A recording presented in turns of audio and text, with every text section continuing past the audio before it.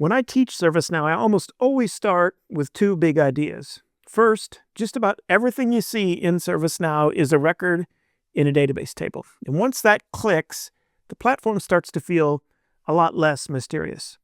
And second, and this is where the real power comes from, a single record is useful, but connected records are powerful. Let me explain what I mean. A single record by itself is useful. An incident record, for example, tells you something broke. And a user record tells you who someone is. A server record tells you what hardware exists.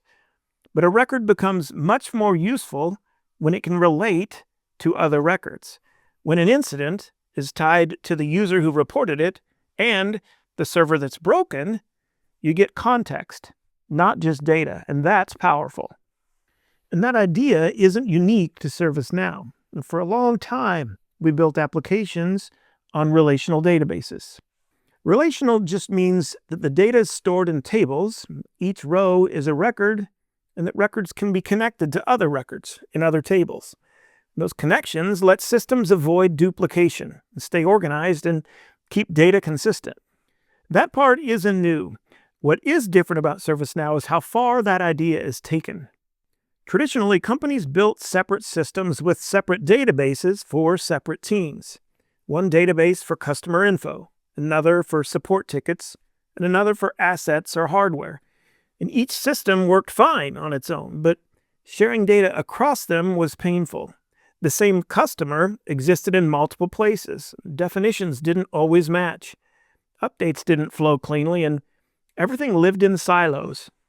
ServiceNow flips that model. Instead of lots of databases, it uses one shared enterprise-wide database.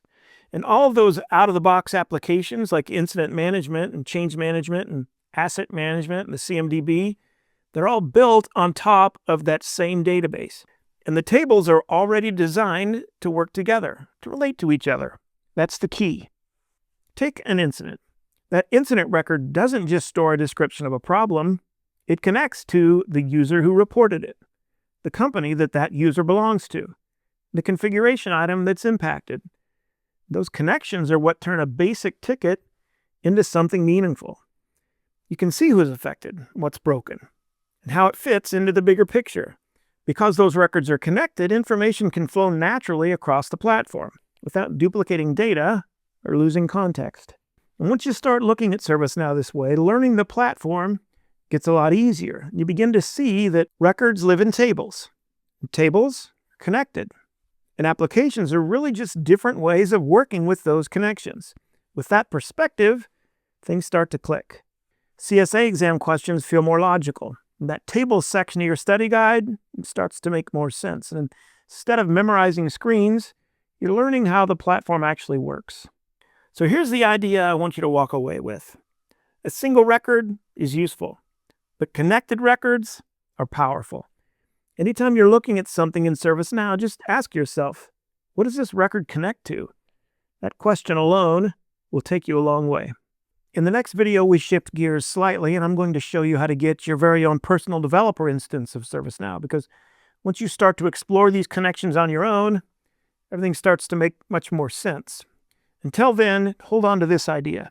Almost everything in ServiceNow is a record in a database table, and individual records are useful, but relationships between those records are what make them powerful.